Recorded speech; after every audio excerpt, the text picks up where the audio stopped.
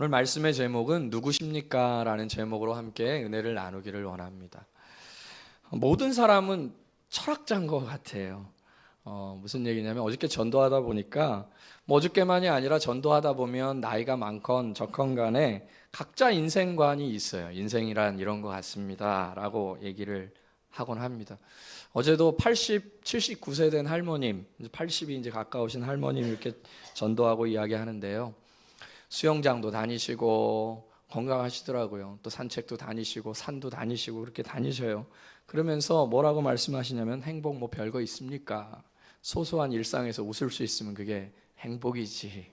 그죠? 철학자들이나 할 수 있는 그런 인생의 아주 중요한 말을 하고 있어요. 우리는 인생 가운데서 소소한 기쁨들과 즐거움을 느끼면서 이렇게 다 살고 싶어 하죠. 누구나 행복하고 즐겁게 살고 싶어 합니다. 혹시 고통스럽게 살고 싶은 분들이 있나요? 나는 좀 고통을 좋아해. 그런 분들은 없을 거예요. 다 행복을 꿈꾸면서 그렇게 살아갑니다. 행복을 느끼는 포인트들은 다 다를 수 있겠지만 이 땅에서 행복한 삶을 살고 싶어 하는 자들은 다 동일할 거예요. 근데 그 행복한 삶을 이 땅에서 누리기 위해서는 그 행복한 삶을 누리기 위한 필수적인 그 요소가 하나 있는데 그것이 뭘까요? 그것은 바로 돈입니다. 돈. 이 땅에서 돈이 있어야지 행복을 누릴 수 있는 그런 조건들을 갖추었다 이렇게 생각하곤 해요. 그래서 그 돈을 벌어야 무엇인가를 할 수 있으니까 먹을 수도 있고 누릴 수도 있으니까 열심히 돈을 벌면서 일을 합니다. 그렇게 해서 얻은 돈을 많이 벌었든 적게 벌었든 각자 이제 소유를 가지고 또 즐기고 싶은 것들을 즐기면서 그렇게 사는 거죠. 그러면서 하는 말이 있습니다. 야, 내가 돈 버는 기계냐? 좀 쓰자. 차곡차곡 이렇게 남겨두는 그런 사람들에게도 야, 좀 쓰면서 살자. 뭐 각자 많이 저축하는 사람이 있고 덜 저축하는 사람이 있겠지만 각자의 삶을 윤택하고 또 나름대로 행복하게 살기 위해서 쓰면서 살아가는 것입니다. 근데 이렇게 쓰다 보니까 어때요? 좀 더 많이 누리고 싶고 좀 더 좋은 것을 갖고 싶은 그런 마음이 들잖아요. 그래서 남들보다도 좀 더 남들은 고사하더라도 내 마음 가운데 지금 이거보다도 좀 더 좋은 것을 누리고 싶어서 어떻게 합니까? 그 누리고 싶은 것을 하려면 돈이 있어야 되니까 더 열심히 돈을 벌려고 애를 쓰죠. 그러니까 사람은 행복한 삶을 꿈꾸기도 하지만 그 행복한 삶을 위해서 돈에 대한 갈망이 굉장히 커지는 것이죠. 돈이 있어야 좀 더 쾌락을 누릴 수 있고 좀 더 즐길 수 있고 그렇게 사는 것이 좀 더 행복하다라고 우리가 생각하고 있기 때문에 그렇죠. 그러니까 그렇게 열심히 살면서 20년, 30년, 40년 죽음의 순간까지 그렇게 열심히 살면서 돈을 모아가지고 그 다음에 이제 그 노인분처럼 이렇게 말씀하시는 거예요. 뭐 사는 게 뭐가 있습니까? 내가 수영장 가고 싶을 때 가서 수영하고 산에 가서 산에 가고 그리고 또 내가 먹고 싶은 거 있으면 먹고 그렇게 일상생활 속에서 소소한 것들을 느끼면서 사는 게 행복이죠. 그러니까 우리는 그러한 행복들을 누리기 위해서 최소한 나에게 이러한 것이 있어야 되겠다. 그것이 돈일 수도 있고 또 명예일 수도 있고 어떤 힘일 수도 있고 최소한 나한테는 이러한 정도가 좀 있어야 내가 이 땅에서 좀 행복하게 즐기면서 살 수 있지 않을까라고 누구나가 다 생각을 합니다. 오늘 본문에 나오는 이 내용은 바울이라는 자가 아직 계명하기 전에 이제 사울이라는 자인데요. 사울이라는 자가 예수님을 만나서 변화되는 그러한 사건을 기록하고 있어요. 그런데 오늘 바울이 전반부에는 변화되지 않았고 후반부에는 이제 변화가 되는데요. 변화되기 전에 사울의 모습은 어땠냐면 정말 자기가 옳다라고 생각하고 자기가 정말 꿈꾸는 그 즐거운 삶, 행복한 삶을 향해서 열심히 달려가기를 원했던 그런 한 사람으로서 나옵니다. 실제로 이 사울은 다른 사람보다도 훨씬 더 좋은 조건 속에서 태어났어요. 좋은 집안에서 태어났고 그는 그 당시 지배를 하고 있었던 로마의 시민권도 갖고 있었습니다. 그리고 그는 열심히 공부했기 때문에 훌륭한 선생님 밑에서 수제자로 있었어요. 그 당시에 가장 유명한 세속적인 그 역사책에도 나오는 가말리엘이라는 그 사람 밑에서 수제자로서 공부를 했었죠. 젊은 나이에 정계에 진출했습니다. 그는 국회의원이었어요. 그리고 선배들에게도 인정을 받는 그런 사람이었습니다. 그는 30대였고 조금만 더 지나면 그에게는 그가 정말 누리고 싶은 행복한 삶을 꿈꿀 수 있는 돈도 주어지고 또 명예도 주어지고 권력도 주어지는 그런 상태입니다. 그런데 그는 또 정의감도 있었어요. 그가 지금 가는 것은 예수 믿는 사람을 잡아 죽이려고, 잡아다가 가두어 놓으려고 지금 다메섹이라는 곳에 가는데요. 왜 그러냐면 그는 기독교인이야말로 이 사회에서 사라져야 되는 존재다, 이렇게 생각을 했었습니다. 기독교인은 사회 악이다, 이렇게 생각을 했어요. 기독교의 최초의 순교자인 스데반의 순교를 주동했던 인물이 바로 이 사울입니다. 그리고 그가 죽었을 때 그는 속으로 이렇게 생각했어요. 저런 사회 악들은 제거돼야 돼. 당연히 죽어야 돼. 왜냐하면 그리스도인들이 이 사회를 불안하게 하고 이 사회를 망가뜨리고 있다고 그는 생각했던 것이에요. 그래서 자기의 정의로움을 가지고 이 땅에서 정말 행복하고 거룩한 삶을, 좋은 삶을 살려면 나는 저들을 죽여야 된다는 자기만의 열심을 가지고 지금 위풍당당하게 다메섹으로 올라가고 있는 것입니다. 그것이 이제 그의 인생의 전반부의 모습인데요. 예수님을 만나기 전의 모습인데 한번 다시 읽어볼까요? 9장 1절, 2절 같이 한번 읽겠습니다. 시작. 사울이 주의 제자들에 대하여 여전히 위협과 살기가 등등하여 대제사장에게 가서 다메섹 여러 회당에 가져갈 공문을 청하니 이는 만일 그 도를 따르는 사람을 만나면 남녀를 막론하고 결박하여 예루살렘으로 잡아오려 합니다. 사울, 그는 명석한 두뇌를 갖고 있는 사람이었어요. 그래서 자기 인생 속에서 어떻게 살아야 행복한 것일까라는 것을 고민했던 사람이에요. 그 과정에서 그는 이런 사회 악을 제거하는 것도 내 인생에 행복을 주는 하나의 중요한 일이라고 생각했는지도 모르겠어요. 그렇게 열심히 그는 자신의 그 일들을 향하여서 달려가고 있는 그 시점에서 주님을 만나게 됩니다. 여러분, 우리는 꼭 바울이 아니더라도 우리 인생 속에서, 주변의 사람들 속에서 무엇이 행복한 것인가라는 자기들만의 생각들을 가지고 열심히 살아가다가 살다 보니까 그게 꼭 그것만은 아니네 라고 생각하는 그러한 시점을 만나는 것을 보게 돼요. 어떤 의미 있는 책을 읽어보거나 아니면 중요한 사람의 강연을 듣거나 어떻게 보면 굉장히 중요한 그런 경험들을 함으로써 야, 내가 살아왔던 길이 이게 꼭 옳은 길만은 아니구나, 바른 삶은 아니었구나 라고 생각하는 그 시점을 만날 때도 있다는 것이에요. 바로 바울이 지금 그러한 시점을 만나고 있는 것입니다. 인생의 터닝 포인트, 전환점을 맞이하는 그 시점에서 바울이 지금 있는 것이에요.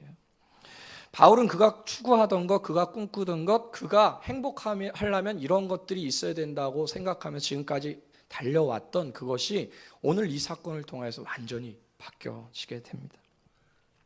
성경에 보니까 그가 예수님을 만나게 되는 과정을 이렇게 얘기해요. 갑자기 하늘로부터 호련히 큰 빛이 임했다 그럽니다. 그 빛이 너무나 강렬해서 이때는 정오였다 그랬어요.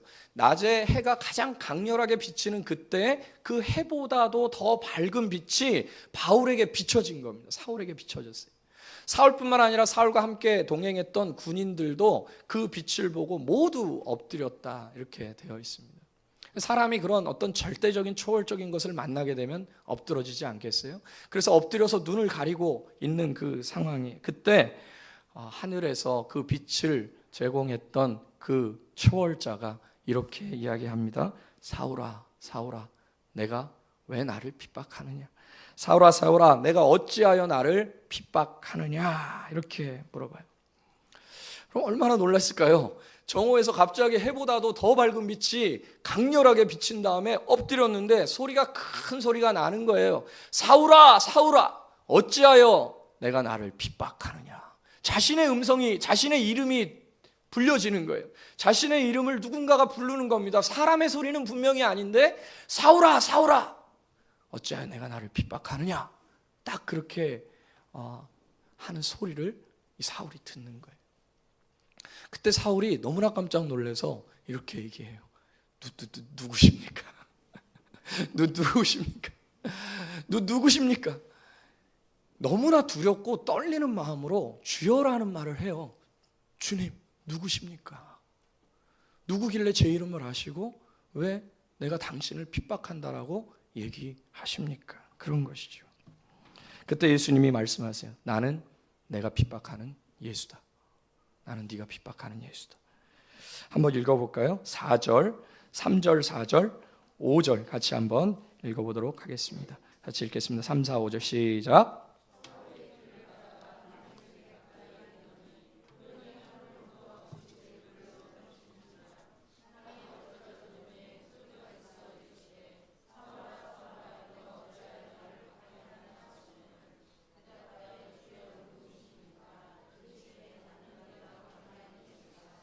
누굽니까? 그러니까 나는 내가 박해하는 예수다, 이런 거예요.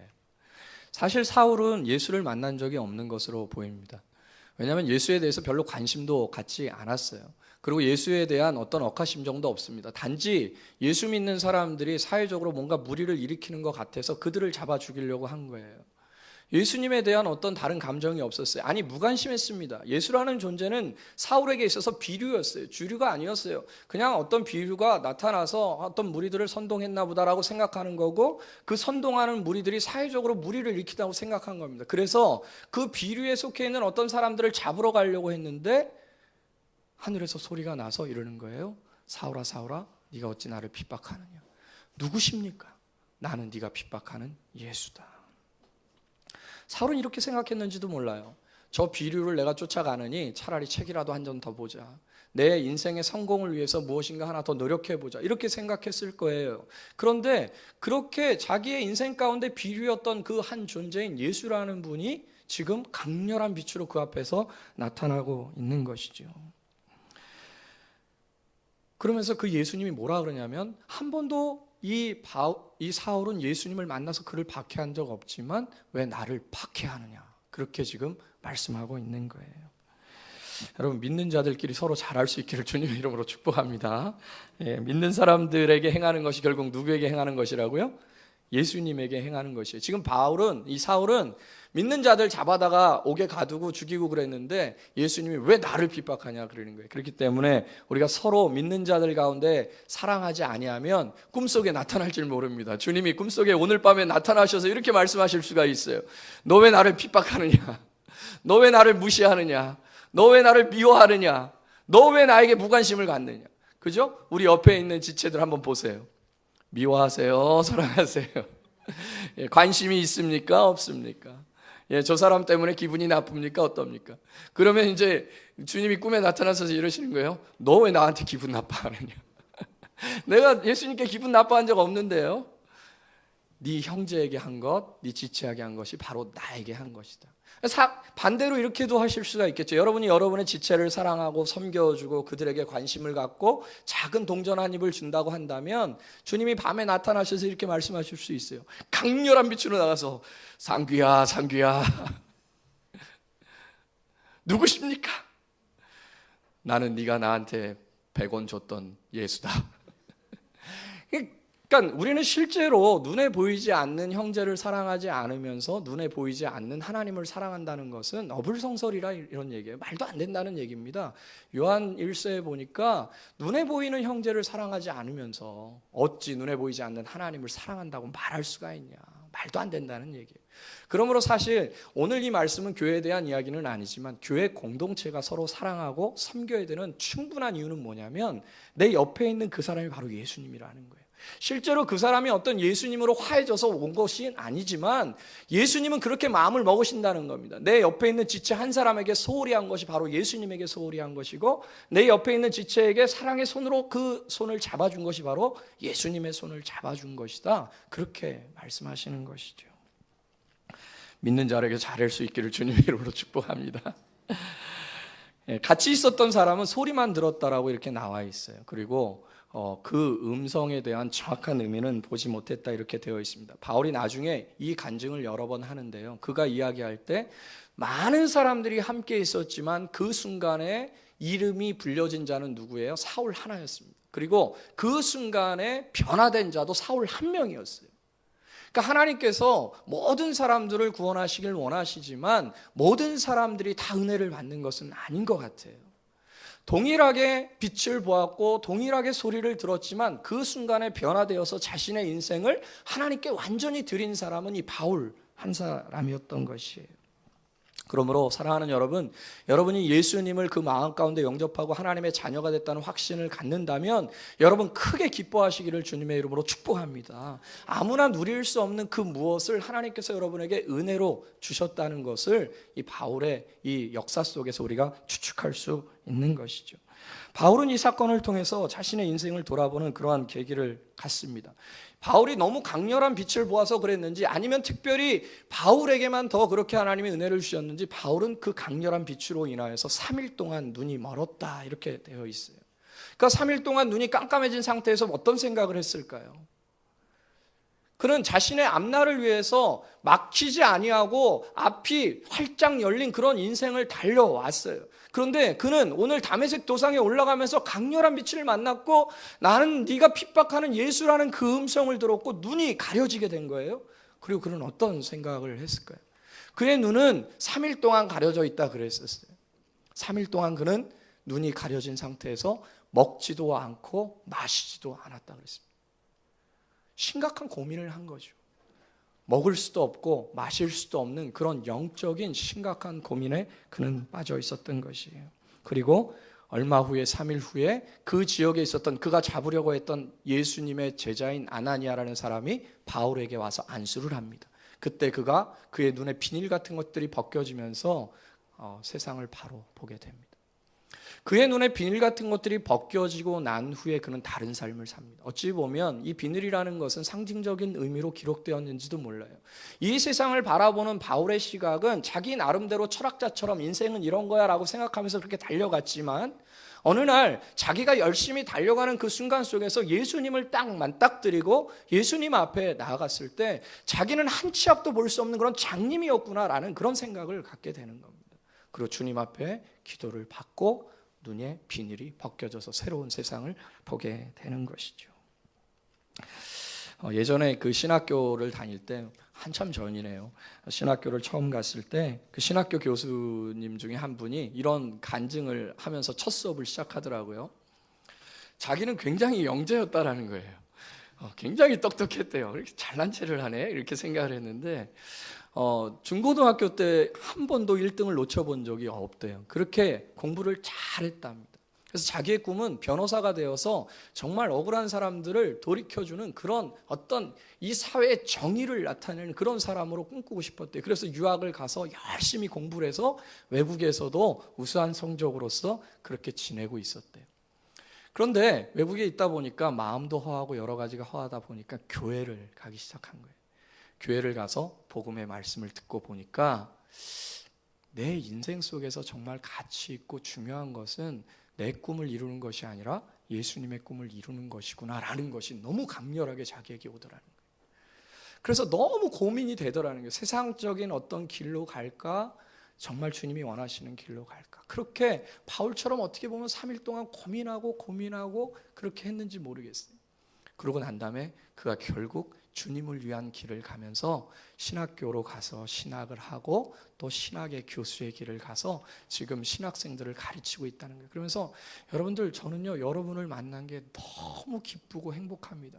내 인생에서 가장 가치 있고 소중한 이 일을 할 수 있다는 것 자체가 제가 여러분에게 얼마나 많은 것을 가르쳐 줄지 모르지만 저는 이곳에서 하나님 앞에 쓰임받고 있는 것이 세상의 그 어떤 높은 자리에 있는 것보다도 너무 기쁘고 즐거워요. 그러는데 처음에는 약간 잘난 체 하는 것처럼 이렇게 보이다가 나중에는 제 마음에 감동이 막 되는 거예요. 야, 그래 저런 교수가 그래도 신학교에 있다는 자체가 그래도 아직까지 희망은 있는 게 아닐까? 한국 땅에 한국교회에 희망이 있는 것은 아닐까? 그런 생각을 한 적이 있습니다. 여러분 그렇습니다. 예수님을 만난 사람들은요 무엇인가 만나기 전과 변화된 삶을 살게 되어 있어요. 그의 삶의 방향과 태도에 있어서 변화된 삶을 살게 되죠. 최소한 예수님을 만난 사람들은요 저는 이러한 표현을 가끔 쓰는데요 욕을 많이 하다가 욕 안 하게 됩니다. 할렐루야. 예, 최소한 그런 변화도 있어야 되는 거예요. 내가 예수님 만나기 전에는 정말 욕신이라고 있더라고요. 욕신. 예, 우리 예인이 친구 중에 욕신이라고 있어요. 별명이 욕신이래요. 얼마나 욕을 잘하면 신처럼 욕을 잘하는 겁니다. 내가 예수님 믿기 전엔 욕신이었다면 이제는 내가 예수님 믿고 난 다음에는 욕을 한마디도 할 수 없는 그런 변화라도 있는 거예요. 아주 작은 변화랄지라도 그런 것들이 있는 겁니다. 또 작은 변화들이 이런 것들일 수 있어요. 좀 민망한 표현일 수 있지만 남자들 맨날 막 여자들 몸매 보고 이렇게 막 다리 보고 이렇게 다니다가 예수님 만나고 난 다음에는 어떻게 돼요? 그런 거 보려고 할 때 눈을 확, 주님이 원하시지 않지, 확. 예수님 만나는데도 여전히 막 그냥 늘씬한 사람 보면 와 이렇게 막 아니죠. 그건 변화된 게 아닌 거예요. 여자도 마찬가지입니다. 여자도 예수님 만나기 전에는 오직 그 사람이 갖고 있는 능력, 외모 이런 것들에 막 현혹이 되어서 변호사래. 집이 20억, 2억도 아니고 20억 막 혹하는 거예요. 그러니까 여자들도 사랑이 뭐냐, 사랑도 중요하지만 현실이 중요하지 않냐, 그렇게 현혹되면서 살아가는 그런 삶을 살다가 예수님을 만나면 어떻게 되는 거예요? 그런 것도 중요하고 그런 것이 무가치하다는 것이 아니라 그런 것도 중요하지만 나는 그 사람이 정말 예수님을 잘 믿는 사람인지, 그 사람이 정말 거룩한 그런 도성을 향해서 나아가는 사람인지, 그 사람이 정말 거듭난 사람인지, 그 사람이 정말 예수님을 사랑하는 사람인지, 이런 것들에 대한 관심이 가득하는 거예요. 여러분, 작은 변화일 것 같지만 아주 작은 한 걸음 한 걸음부터 예수님을 믿는다는 것은 자신의 모든 것들을 송두리째 다 포기할 정도로 변화의 폭이 큰 거예요. 그래서 예수님을 믿고 변화되는 것은 격변입니다. 너무나 큰 충격적인 변화가 이루어지는 거예요. 사울은요, 지금 자신의 인생 가운데서 탄탄대로를 달려가면서 모든 것들이 보장되어져 있는 그 상황이었어요. 그때 그는 예수님을 만나고 3일 동안 눈이 멀고 그 가운데서 완전히 바뀌는 삶을 삽니다. 불과 3일이에요. 어떤 사람은 좀 더 진지하게 그가 인생을 생각해 봤어야 되는 거 아니라고 생각할 사람이 있을지도 모르겠어요. 3일이면 너무 작지 않냐? 그가 여태까지 수십 년 동안 지켜왔던 그런 인생의 길을 어찌 3일 동안 그렇게 고민하고 완전히 바뀔 수가 있냐? 그런데 바울은 생각해 본 겁니다. 아, 내가 여태까지 살던 방식이 틀린 거구나. 나는 정말 이것이 옳은 일이라고 생각했고, 이것이 인간의 행복이라고 생각했고, 이것을 추구하는 것이 내 인생을 즐겁고 행복하고 만족스럽게 사는 것이라고 생각했는데, 눈이 멀고 또 그렇게 깊이 주님의 음성을 체험하다 보니까 바뀌어지는 거예요. 그래서 그가 3일 만에 예수님 잡아 죽이려고 갔다가 눈 멀고 3일 만에 어떠한 일을 하냐면요, 즉시로 나가서 예수님을 전합니다. 즉시로 나가서 예수님의 복음을 증거하는 자로 되어 있어요. 자, 우리 같이 10절부터 같이 한번 읽어보도록 할게요. 10절부터 10절이 아니고 19절입니다. 19절부터 21절까지 같이 한번 읽어보도록 하겠습니다. 19절부터 시작. 음식을 먹음에 강건하여 지니라. 사울이 다메섹에 있는 제자들과 함께 며칠 있을새 즉시로 각 회당에서 예수가 하나님의 아들이심을 전파하니 듣는 사람이 다 놀라 말하되 이 사람이 예루살렘에서 이 이름을 부르는 사람을 멸하려던 자가 아니냐. 여기 온 것도 그들을 결박하여 대제사장들에게 끌어가고자 함이 아니냐 하더라. 22절. 사울은 힘을 더 얻어 예수를 그리스도라 증언하여 다메섹에 사는 유대인들을 당혹하게 하니라. 이 변화가 얼마나 급격했냐면 그 당시에 이 바울의 소문을 들었던 사람들이 당혹스러울 정도로, 저자가 지금 스데반 죽이고 우리를 잡아 죽이려고 하는 그런 바울이 아니야? 저자가 지금 뭐 하고 있는 거지? 우리를 지금 현혹시켜서 다 잡아가려고 속임수 쓰는 거 아니야? 그러면서 지금 당혹한 그런 것을 보이고 있다는 것이에요. 그 정도로 이 바울은 급격한 변화를 겪게 됩니다. 여러분, 사도 바울은 그 사건 이후에 죽을 때까지 복음을 전하다가 로마 감옥에서 죽게 되는데요, 그는 기독교 역사상 가장 위대한 선교사로서 기록이 됩니다. 그리고 우리가 읽고 있는 이 신약 성경의 이 27권 중에 13권, 14권을 바울이 쓰게 됩니다. 그러니까 우리가 읽는 신약 성경의 대부분은 이 바울이 쓴 책이죠. 그는 예수님을 만난 후에 변화된 자신의 삶을 후회하지 않았어요. 모든 믿는 사람들에게 만나는 사람들마다 다 이렇게 이야기합니다. 여러분도 저와 같이 되었으면 좋겠습니다. 저와 같이 되었으면 좋겠습니다. 그는 여러 가지 그를 충족시켜줄 만한 그런 조건들을 다 버렸어요. 심지어 뭐라고 이야기하냐면 나를 유익하게 하던 모든 것들을 나는 배설물로 여긴다, 이렇게 이야기했습니다. 왜? 내가 예수 그리스도를 아는 지식이 가장 고상하기 때문에 나를 유익하게 하고 나를 행복하게 하는 그런 요소들, 그것이 돈이라 할지라도, 그것이 명예라 할지라도, 그것이 권력이라 할지라도 예수님을 따르는 데는 오히려 해가 된다, 해로운 것이 된다는 거예요. 그것도 유익하고 예수님을 섬기는 것도 유익하다라고 이렇게 말하지 않고, 내가 예수님을 섬기는 것이 너무나 귀하고 너무나 고귀하기 때문에 오히려 그런 것들은 나에게 해로움이 되고 심지어 배설물, 똥과 같은 것이라는 거예요. 그렇게 급격한 변화를 이는 겪게 됩니다. 사도 바울은 가난할 때도 부유할 때도 언제나 행복을 느끼며 감격 속에서 살아갔어요. 마르지 않는 샘물이 그에게는 있었습니다. 언제나 행복할 수 있는 샘물이 그에게는 그 마음 가운데 있었어요. 바로 누구입니까? 예수 그리스도시죠. 그는 매를 맞고 감옥에 갇힐 때에도 가슴 저 밑바닥에서 울려나오는 그 찬송의 소리가 그를 묶고 있었던 착고를 풀고 옥문을 열 정도로 감동을 주었어요.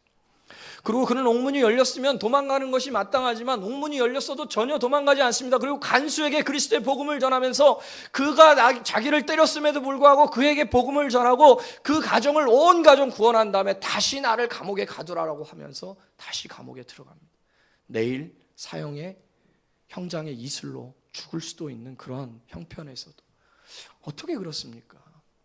그는 돈을 추구하면서 살았던 자이고 명예를 추구하면서 살았던 자이고 세상의 지식을 추구하면서 그렇게 살았던 자예요. 그런데 그가 다메섹 도상에서 예수님을 강력하게 만난 후에는 완전히 다른 인생을 사는 것이죠. 여러분, 만약에 사울이 예수님을 만나지 않았다면 사울의 생은 어떻게 되었을까요? 아마 어느 정도 보통 사람들이 모을 수 없는 그런 물질을 많이 모으지 않았겠습니까? 그런 직장이 확실했으니까요. 그는 젊어서부터 국회의원으로 선출되었던 자입니다. 그는 많은 명성을 얻었을 것이고 쌓은 돈과 명성과 권력의 힘으로 우리가 처음에 이야기한 대로 누리고 싶은 것들, 가고 싶은 것들, 먹고 싶은 것들을 마음껏 했을 것이에요. 쾌락을 누렸을 것이고 그가 추구하는 좀 더 고차원적인 행복들을 누리면서 행복하게 살다가 죽었겠죠. 그러나 죽은 후에 주님을 만났을 때 그가 갖고 있는 것을 가지고 누렸던 그의 삶은 어떤 가치가 있는 것일까요? 그는 하나님 앞에서 이렇게 이야기할 수밖에 없을 것입니다. 나는 세상에서 잘 먹고 잘 살다 왔습니다. 그는 모든 것을 세상에서 누릴 수 있는 그런 조건에 있었지만 예수님을 만나고 난 후에 그는 이렇게 고백합니다. 빌립보서 3장 7절 8절에 그러나 무엇이든지 내게 유익하던 것을 내가 그리스도를 위하여 다 해로 여길 뿐더러 또한 모든 것을 해로 여김은 내 주 그리스도 예수를 아는 지식이 가장 고상하기 때문이다. 내가 그를 위하여 모든 것을 잃어버리고 배설물로 여긴다. 그는 정말 세게 예수님 만난 겁니다. 정말 진하게 예수님 만난 거예요. 그는 제대로 예수님을 만난 것이죠. 사랑하는 여러분, 여러분들은 예수님 만나셨습니까? 다메섹 도상에서 사도 바울이 들었던 그 음성을 혹시 여러분 들으셨습니까? 사울아 사울아 어찌하여 나를 핍박하느냐. 누구십니까? 나는 네가 핍박하는 예수다. 나는 네가 무시하는 예수다. 나는 네가 홀대시하는 예수다. 나는 네가 가볍게 여기는 예수다. 나는 네가 가치 없게 생각하는 예수다. 나는 대충 믿는 예수다. 나는 그 예수다. 그 음성이 정말로 진심으로 그 10년 가운데 들린 자들은 예수님 세게 만나지 않겠어요? 예수님 제대로 만난 거 아닙니까? 예수님을 제대로 만난 자들은 다른 인생을 사는 것 같아요. 왜냐하면 그에게 가려져 있던 그 비닐이 벗겨지기 때문에 그래요. 많은 사람들이 그 비닐이 벗겨지지 않은 상태에서 예수님을 올바로 따라갈 수가 없죠. 그러나 그가 3일 동안 장님이 된 후에 그의 눈에 비닐이 비로소 벗겨집니다.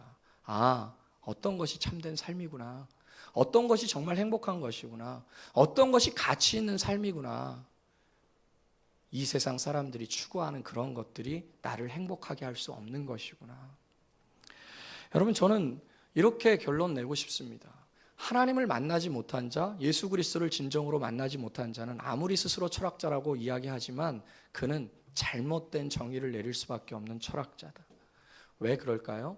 인간이 유한하다라는 것을 여러분 다 동의하신다면 예수님을 만나지 아니하고 하나님이 베풀어 주신 인생에 대한 철학을 갖지 않는 자가 어찌 인생에 대한 정확한 철학을 논할 수가 있겠냔 말이에요. 인간은 유한된 존재고 비닐에 가려진 존재이기 때문에 주님을 제대로 만나기 전까진, 주님에 대한 깊은 체험을 하기 전까진 인생은 무엇이라고 말을 할 수 있겠지만 그것은 틀린 말일 수 있어요. 다만 예수 그리스도를 그 마음 가운데 믿고 그 눈에서 비닐이 벗겨진 자가 이제는 인생을 논할 수가 있는 것입니다. 그가 어린아이든 노인이든, 그가 지식인이든 지식이 없든, 그가 돈이 있든 돈이 없든, 그가 많이 배웠든 적게 배웠든, 어떤 자도 예수 그리스도를 만나서 그의 눈에 비닐이 벗겨진 자는 이렇게 고백할 수 있지 않겠어요? 인생이란 나를 위해서 죽으신 예수 그리스도를 믿는 믿음으로 사는 거야. 그는 그런 깨달음을 어디서 얻은 것입니까? 자기 스스로에게서 얻은 것이 아니에요. 많은 인생의 경험을 통해서 얻은 것이 아닙니다. 다메섹 도상에서 그의 이름을 불러주는 예수 그리스도에게서 배운 철학이, 그 인생에 대한 철학, 그것을 진정으로 논할 수 있는 자가 예수님을 진정으로 만난 자고, 비로소 그런 사람을 통하여서 하나님은 당신의 영광을 드러내실 것이고, 그런 자들은 지하 칙칙한 감옥 속에 있을지라도 옥문을 열 수 있는 찬송을 드릴 수 있는 자고, 옥문이 열렸을지라도 나가지 않고 하나님께서 나를 지키시고 인도하실 거라는 굳건한 믿음으로 서 있을 수 있는 자. 감히 세상이 이런 사람을 당해낼 수가 있겠습니까? 세상이 감당할 수 없는 사람, 그런 사람으로 바울은 서나갔던 것이죠. 사랑하는 여러분, 우리도 바울처럼 그렇게 고백할 수 있기를 바랍니다. 인생이란 나를 사랑하사 자기 몸을 버리신 예수 그리스도를 믿는 믿음 안에서 사는 것이라고. 그런 삶을 살 때 우리의 인생 가운데서 바울과 같이 참다운 변혁이 일어날 것이고, 그리고 그 가운데서 하나님이 주시는 참다운 행복들을 다 받아 누리게 될 줄로 믿습니다. 이 은혜가 저와 여러분 이 새벽교회 가운데 넘쳐날 수 있기를 주님의 이름으로 축복합니다. 시간 같이 찬양하고 한번 기도하는 시간 갖겠는데요.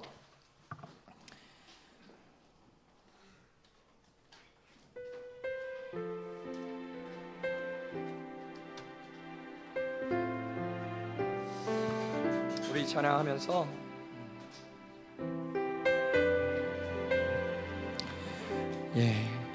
우리가 여태까지 인생 속에서 이렇게 사는 것이 행복하고 이것이 좀 있어야 행복할 것이라고 생각했던 모든 것들, 그런 것들을 오히려 주님 앞에 해로 여기고 또 주님이 기뻐하시는 그것들을 가지고 살기 위하여 주님 앞에 한번 다짐하는 마음으로 이 찬양하고 함께 한번 기도하는 시간 가졌으면 좋겠어요.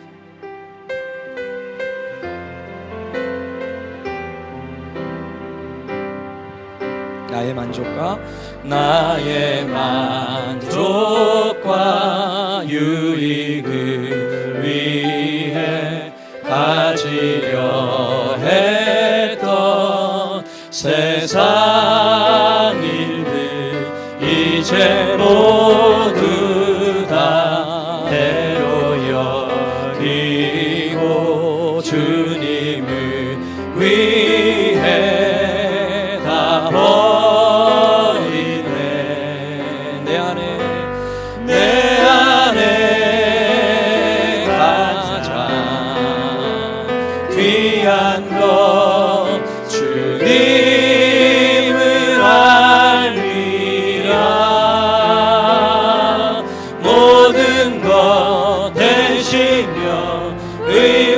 기쁨 되신 주 사랑합니다.